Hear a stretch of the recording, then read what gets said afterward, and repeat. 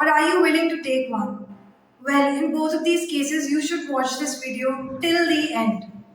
Hello and welcome to Tasha Unveiled. My name is Tanisha and today I'm going to talk about career gaps, how you can address your career gaps more efficiently and effectively in your interviews, and a few reasons or solutions to why your profile is not getting shortlisted just because you have a career gap. So everybody has this one question on their mind, कि यार I'm applying for so many jobs day in and day out, but my profile is not getting shortlisted. Is this because I have a career gap? Now let me describe a short cycle to you. Whenever you apply for any job opening on LinkedIn, in a span of few hours, you'll see nearly thousands of people having applied for that certain job, right? And I'm just talking about LinkedIn over here. Of course, बहुत सारे लोग उस job opening में apply करेंगे from a variety of other sources, be it Naukri or be it any other website or be it the company website itself. So you can imagine how many people have applied for that particular job opening where you are also acting out as a competitor. So from the HR's or the interviewer's perspective, let me begin with the HR. HR is saying that I have lakhs of people who have applied for a certain job. And this is when HRs would, give more weightage towards eliminating the crowd rather than selecting the crowd, right? In order to select and in order to call a few candidates, which is basically called the screening round, the HR would focus on eliminating 50 to 70% of the candidates.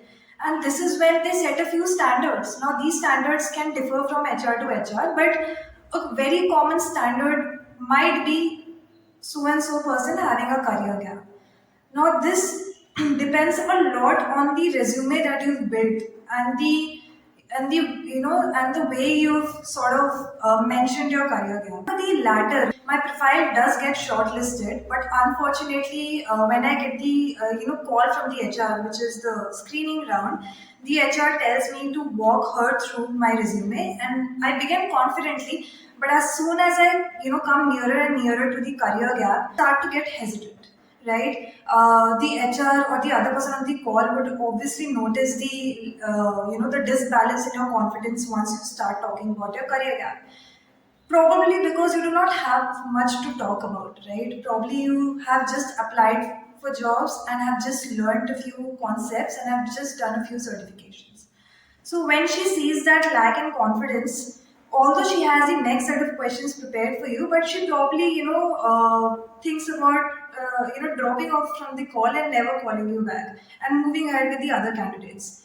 So because of this lack of confidence, you've sort of given the HR a reason to not qualify you for the next round. Now, a normal Indian IT candidate who wants to become a successful data analyst or a data scientist would think of a few common, methods which are, present everywhere on social media, on YouTube. Everywhere these methods are, presented in some sort of an ad or in some sort of a campaign. So the first method which people think is कि यार मैं masters कर लेता हूँ, because what happens is when you do an MBA or masters in any niche, you sort of give a reset to your career. So just focus on this word. You sort of reset your career, which is why you would never have to address your career gap in future. क्योंकि आप direct placement से ही बैठोगे तो आपको कभी आपका career gap explain ही नहीं करना पड़ेगा, right? And the other methods which people resort to in case of any financial crunch, when you feel कि यार मैं कॉलेज तो नहीं ज्वाइन कर पाऊंगा, डबल मास्टर्स नहीं कर पाऊंगा, so they go for certain courses from institutions like Great Learning, etc. Right? I have a lot of candidates who have had resort to such methods, but unfortunately उनको वहाँ से भी job नहीं मिलती. And some other people think कि यार I'll upskill, I'll learn, which is a very very good method.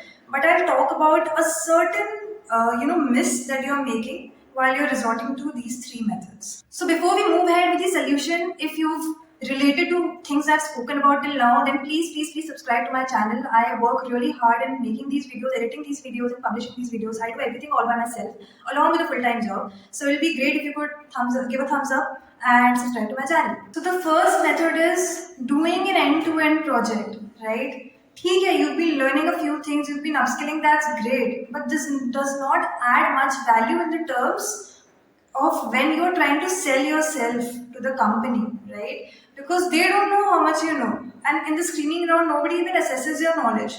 So in order to pass that initial screening round and get profile shortlisted for the technical round is when you need to have something to showcase your skills. And an end-to-end project can do wonders to your resume, right? अब and to and project के ideas आपको बहुत सारी जगह से मिल जाएंगे. आपको Kaggle से भी बहुत सारे आइडियाज मिल जाएंगे, आपको यूट्यूब वीडियोस से मिलेंगे, आपको लिंक्डइन से भी मिल जाएंगे, because a lot of people do their pet projects and post on LinkedIn. And in case you want me to give you some project ideas, then do let me know in the comment section.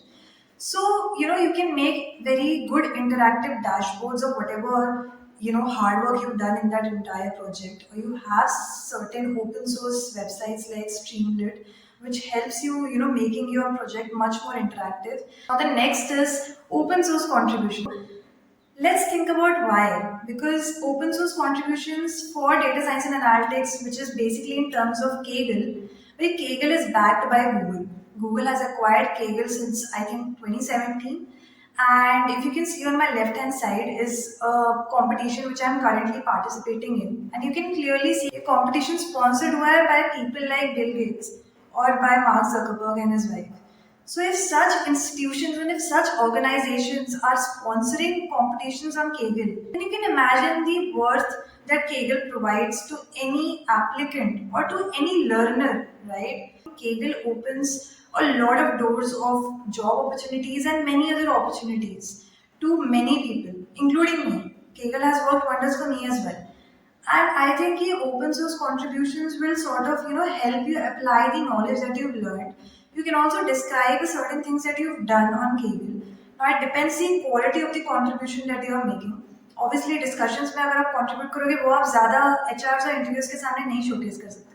But if you've been contributing towards data sets, notebooks, or once you feel confident enough, then participating in the competitions is going to add a lot of value. A lot of HRs are aware of open source contributions and they are very much interested in you telling them that fine, I had a career gap, but apart from learning and applying for jobs, I was also doing a lot of open source contributions and now I'm a Kaggle expert or a Kaggle masters. And जो भी मैंने आपको methods or resolutions बताए, something which I also do. Right, मैंने आपको अपने pet resolutions बताए, so I hope this gives you some motivation to go ahead with this and check for yourself in a span of a few months how things are turning out for you. If you like my content and if you like the kind of things that I share with you, then please subscribe to my channel. Your support means a lot to me. It helps me get some motivation to work harder and make more and more informative videos for you. So thank you so much and apply smart. All the best.